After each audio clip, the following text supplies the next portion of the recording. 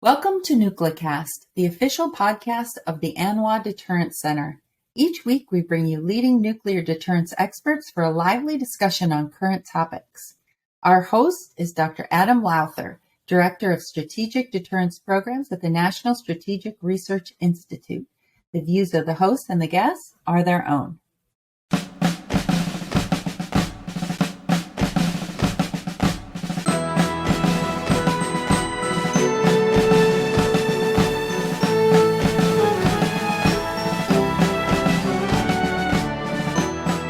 All right, and welcome into the latest episode of NucleCast. Of course, I'm excited to be here as your host, and I am Adam Lowther. And today we have a very special guest, Dr. John Harvey, who is the former Principal Deputy Assistant to the Secretary of Defense for Nuclear, Chemical, and Biological Defense Programs.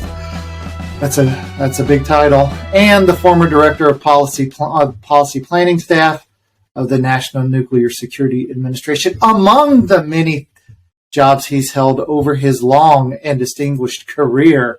And of course, I would also like to say that John has been a mentor to me over my career. And as I have sought advice from time to time, he's always been there to give it and to give aid and assistance when I've asked. So I am really pleased to have you here to talk with us on NucleCast. So welcome into the show. Great to see you, Adam. So I want to just, you're one of the senior dons of the nuclear deterrence and nuclear enterprise world. And I wanted to just sort of start the show, if you could potentially give us some insight into what it is that you think makes a great career. Because there's some young folks. I have a PhD student, for example, who wants to go into this world. And much like you want, she's got a technical background but is interested in policy as well. And you've done all those things. So what kind of advice would you give young folks who are looking to move into the nuclear world and trying to figure out where they should start, where they should go, what they should do? What's your advice? Well, I think that's a great question. I haven't thought too much about it. But as just to give you a little bit of a recap of my career, I started off in physics. I got my PhD in physics at the University of Rochester. And then I went to Lawrence Livermore for almost 10 years, 10, 11, 12 years. And I worked on a number of things at Lawrence Livermore. And particularly, I had an opportunity to sort of get involved in the work I was doing on my PhD was experimental physics and much more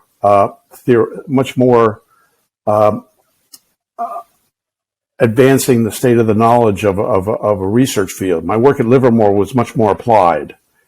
And I got an opportunity to do a number of things at Livermore. And one of the first pieces of advice I would give to a young person going in is get your PhD, particularly if you're in a technical field, get some experience, some in-depth experience at a national lab or a company or a university, and then think about developing your policy cred. You need to do some writing. One of the things I was able to do at Livermore was work on projects having to do with nuclear weapons programs and at the same time write about those things. And once you've established your writing skills, and not only your writing skills, but your ability to think independently in the field, in the national security field you're pursuing, I think it's a good idea to that will establish your creds. At some point in your career, you may want to move into a policy arena like I did, where I spent some time in Washington, D.C., in 2 jobs in the Department of Defense, both political appointees of a Democratic administration, and some time in the Department of Energy, as Adam recounted. And one of the best pieces of advice I followed in my career to make my career exciting is that figure you're going to change jobs every 4 or 5 years. I mean, at Livermore, I had the opportunity to do 3 or 4 different things without leaving, at the laboratory, because it was so broad there was such a broad amount of things to do. It was like a kid in a candy store. And I spent 4 or 5 years doing things. And then I graduated to the Washington, D.C. Pentagon area, where I spent a few years in the Department of Defense under Bill Clinton and Bill Perry. And I spent a few years at the Department of Energy under John Gordon and then Lyndon Brooks. And then I spent a few years back in the Pentagon with Ash Carter. And so every 5-6 years, I've changed positions. And I think that's one of the ways that keep you, number one, learning, and number two, excited. Once you get to the point where you think you know things and you think you got it all down, then it's time to leave because you're not learning anything. I'm sorry I went too long on this. No, it's good advice for many of the folks out there who are, because it's been with much of our sort of the human capital at the labs aging, and some young physicists and chemists and others considering whether they should come into the labs and whether they should move into the nuclear world. Your advice is invaluable to sort of help them think through these decisions. One of the things I most enjoy in my retired life is mentoring young folks. So if you got any young folks out there that need some mentoring, have them give me a call. Okay, we'll connect them up with the rest of the quote dons in the community. All right, I'll take you up on that. So, one of the things we wanted to talk about today was we live in a very dangerous world. We've had Vladimir Putin make several threats to use nuclear weapons in the last month or so, 2 months. And here recently we saw and what he called a plebiscite to bring the territories of eastern Ukraine into Russia. And he, of course, threatened to use nuclear weapons if Ukraine or NATO tries to bring those territories back into Ukraine. And so as we think through modernization, which, we've sort of seen ups and downs of modernization over the last 10 or 15 years, and you've been in DC for the whole show. And as you look at Capitol Hill and its support is, depends on which party controls Congress in some instances. How do you see the support for modernization playing out both in Congress, in the administration, and then, of course, around D.C.? Adam, I think I want to just refer, first of all, to your point about Russia. And to me, after working 40 years in the national security business with a focus on nuclear weapons, I'm probably as discouraged as I've ever been. Wow. To see what's happening and to see the disruption of the post-Cold War order that we fought so hardly for in ending the Cold War. I'm very concerned about developments. I don't see how the Ukraine situation ends. And we need to be thinking very, very clearly and carefully about how we can best discourage further adventurism by Mr. Putin. One of the reasons we have, I think, a very strong bipartisan consensus in Congress, and not only in Congress, but within Congress and previous and this administration on the importance of modernization. Mr. Putin has been a factor in helping build that consensus, but he's not the only factor. I think over the last 10 years or so, we have come to a realization that the representatives of the American people and the folks that represent them in Congress and in the administration have come to a general agreement about what the role of U.S. nuclear weapons are in this post-Cold War period. It took us a while to get there, but from the Perry-Schlesinger Bipartisan Commission leading through the Obama's Nuclear Posture Review and the continuation of the modernization program that Mr. Obama set up through Mr. Trump and now through Mr. Biden, all three administrations have carried forward, in essence, the modernization program that we need to recapitalize our nuclear forces. That's been very important, having that agreed sort of perspective on what is the role of U.S. nuclear weapons. The second part is, and I attribute this very, very, very critically for modernization, is the ability of Senator Reid and Senator Imhoff from Oklahoma, Senator Reid from Rhode Island, who are the chair and ranking member of the Senate Armed Services Committee, have worked very well together in establishing a bipartisan approach on U.S. nuclear policy and U.S. nuclear modernization. That bipartisan approach has actually been even carried forward in the House, where Adam Smith, Representative Smith from Washington, has grudgingly understood that he needs to go along with the plan, and he's been getting a lot of support from Representative Jim Cooper from Tennessee, who heads the strategic forces. So I think the combination of Reid and Imhoff in the Senate, and the combination of Adam Smith and Jim Cooper have been very important for moving forward on modernization. The concern I have is that Imhoff is now retiring, so there'll be a possibility that he will be replaced, and we don't know who yet. It could be Senator Wicker from Mississippi, who is the ranking member lower than Imhoff, Sure. Or it could be Deb Fischer from Nebraska, Senator Fischer from Nebraska, who would be a very good complement, I believe, to Senator Reid. We don't know who's going to replace Jim Cooper, but he is a loss that we'll need to focus on in connection with continuing support for modernization in the House. It's been a really good news story over the past 10 years. We have really come together as a country on the importance of nuclear weapons for U.S. future security, today and future security, and on the role that those weapons have in our security. And I want to see that continue.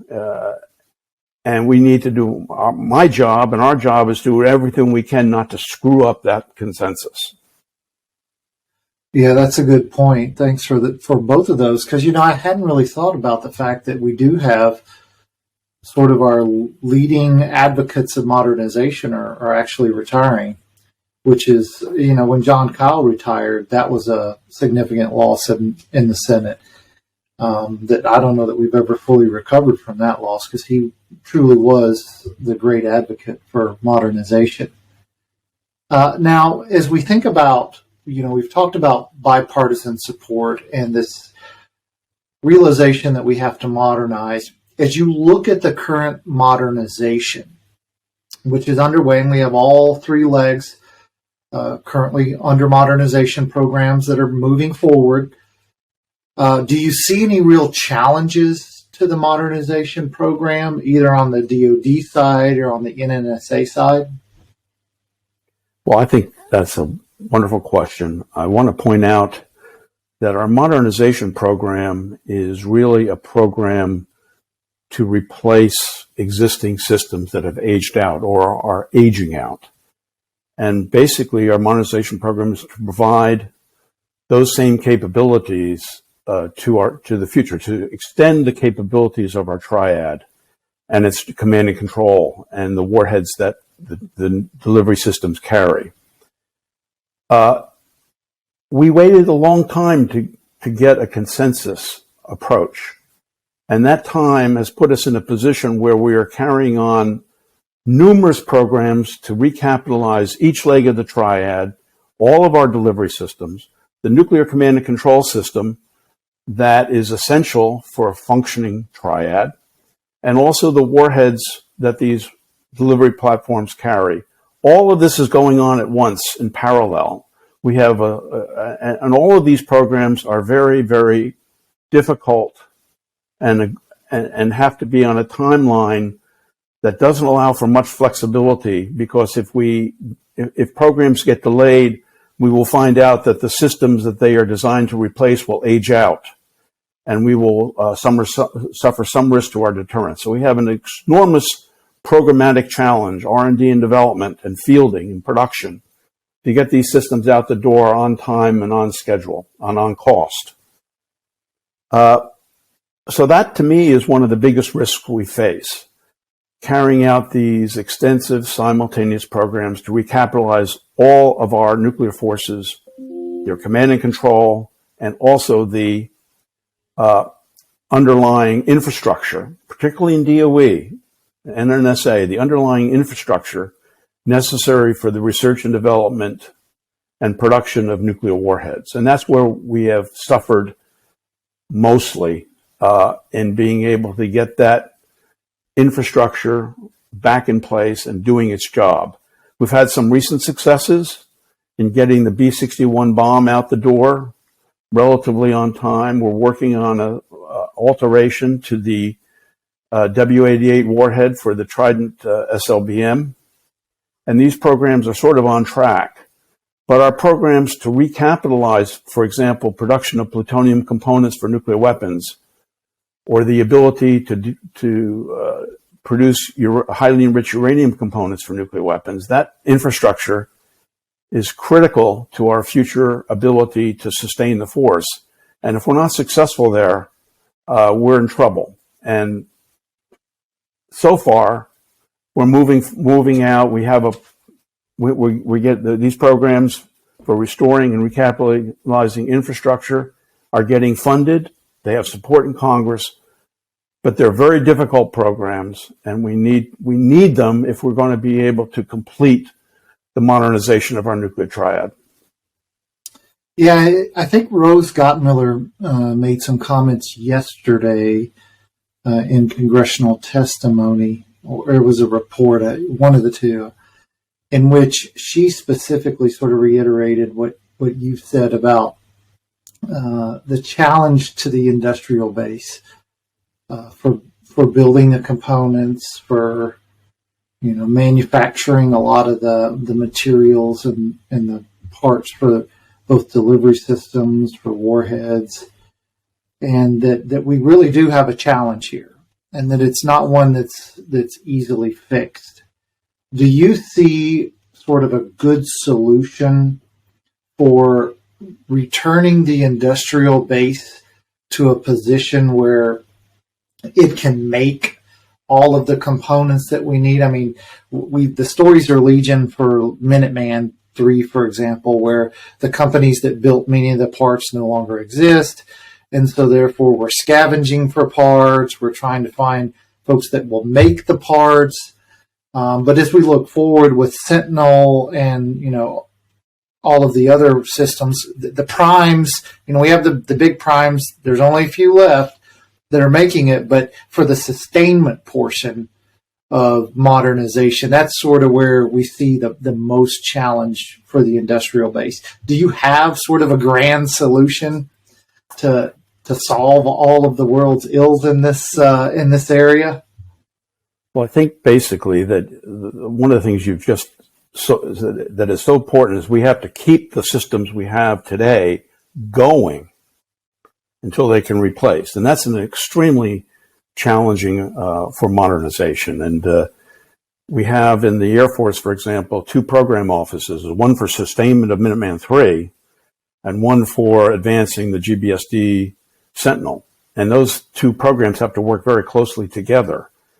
I think the problems that you've pointed out, for example, with Minuteman III and being able to replace parts and all of that, are just not overemphasize, but call attention to the importance of getting the Sentinel out the door on time.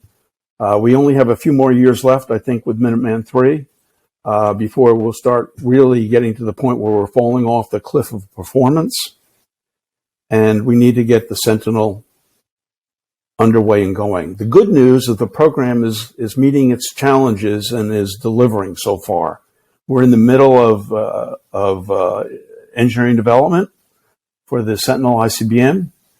We're going to do a flight test in the next year or so. So we're moving down the door, and the program, as I understand it, is in pretty good shape.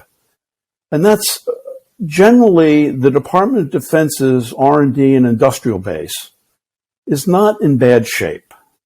I mean, we have a system that is being exercised. For example, We have to build a long-range standoff nuclear cruise missile. But we have programs underway that enable us to nurture the R&D and industrial base for cruise missiles because the Department of Defense also buys conventional cruise missiles. We have programs underway to nurture the B-21 Raider, the new heavy bomber that we're developing.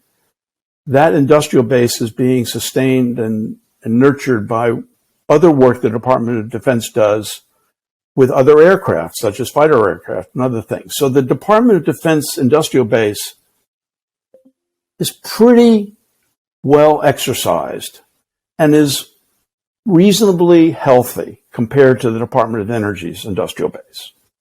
There we have a situation where we have aging facilities from the Manhattan Project years, from the 40s, early 50s, that have not been replaced. And these installations are in bad shape physical wise, and they're not as safe as they could be. And we need to recapitalize that infrastructure, particularly for uranium, highly enriched uranium components, and for plutonium components for nuclear warheads. Other components, such as the non-nuclear components, we've suffered some setbacks there. In Kansas City, Adam, where you live, we have a plant that fields the non-nuclear components for nuclear warheads. And we made a decision several years ago to size it at a certain capability and capacity. And given where we are now, we have a much larger required capacity, and we're scrambling in NNSA to be able to add additional floor space at the Kansas City plant. So we're not where we want to be in terms of the Department of Energy's nuclear weapons R&D and industrial base, but we do have, the good news is we do have programs in place to get us there, and we have a plan in place to get us there. And so those are the points I would want to emphasize.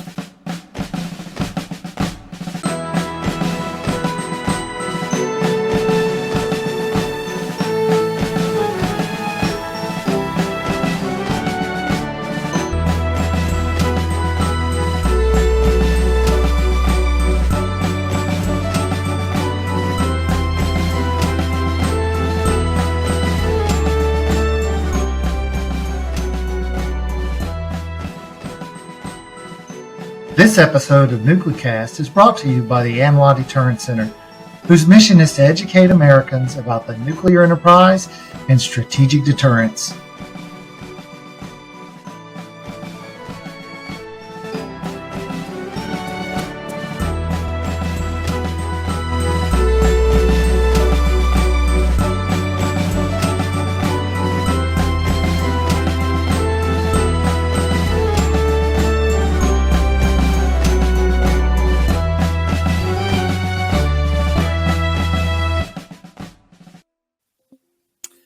So one of the things that you mentioned the Kansas City plant, and I just so happened to have been at the Kansas City plant last week, touring their facilities, and we asked the very specific, myself and some folks from STRATCOM were there, and we asked the very question, what is your ability to mass produce some of the systems we were looking at?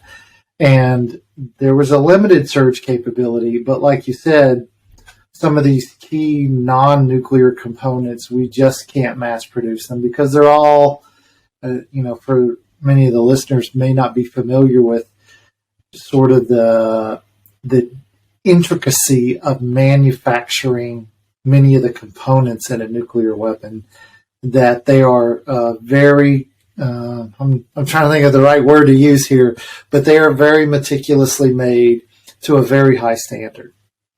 And so have to be very hard radiation hardened is another requirement for these systems. Yeah, and just the quality of the metal, which is a challenge. Yeah, right. And it's the circuitry. Yeah, every piece of them, it's not just made like something mass manufactured.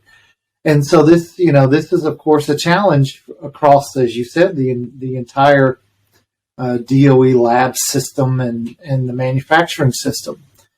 So as we look at that, so it seems to me as I've sort of listen to you, that the DoD is sort of in a better position in its building of delivery vehicles than perhaps the DOE labs, the NNSA labs are in terms of their responsibilities. Do you see that there's more of a willingness in Congress to support DoD requirements than NNSA and DOE requirements? Is that part of what the problem is? I think, first of all, let me just make your point on Kansas City. Let me foot stomp you there. The Kansas City plant was sized for 1.5 to 2 warhead life extension programs a year. And right now we're in the middle of 4 or 5 warhead life extension programs. So we miscalculated what we needed. And part of that is the reason it took us so long to get a sustained consensus on modernization and the resources to support it. I think the Congress has been quite good on providing funds for NNSA and particularly for its recapitalization. Congress has appropriated additional money beyond what the president has even requested for pit production. Mm-hmm. In the last year of Mr. Trump's administration under Lisa Gordon Haggerty at NNSA, there was a 20% bump up in funds for nuclear weapons programs. So the Congress is serious about funding these programs. The question is, can we deliver? Right. And that's the challenge that Jill Ruby has, who has taken over for Lisa in Mr. Biden's administration. Jill has to get these programs delivered. And she sees this as I see it, I think she sees this as her highest priority. And these are not just simple facilities to build and process like pit production. It's not exactly a simple process. They're one of a kind. We don't do this. One of the things we don't do is ask Lockheed to produce plutonium pits for nuclear weapons. That is seen as an inherently governmental function. Anything really having to do with nuclear weapons is inherently governmental. And we do these at basically government-owned, contractor-operated facilities. Kansas City is one of those. I would say one thing, though, I want to just push back a little bit on you on the labs. I think the labs are pretty healthy. Mm-hmm. They have, during the period after the end of the Cold War, a lot of focus. Some would argue a lot of focus was put on sustaining and improving the scientific and technical capabilities at the laboratories to design, develop, and field nuclear warheads, and also to assess their safety and reliability. That's been a pretty good news story. On the other hand, as a result of spending additional funds to improve scientific and technical capabilities, there was a shortfall in resources allocated to sustaining production capabilities, and we're trying to redress that now. Now, you've like you mentioned earlier, you've had a 40-year career in this field. So that means you were around for the last time we tested a nuclear weapon, which, that's been 30 years ago. And so as you look at sort of what's going on in the world and the state of our nuclear enterprise and the state of the stockpile and the state of the arsenal, do you ever think that there's a need for, actual testing out at the Nevada test site?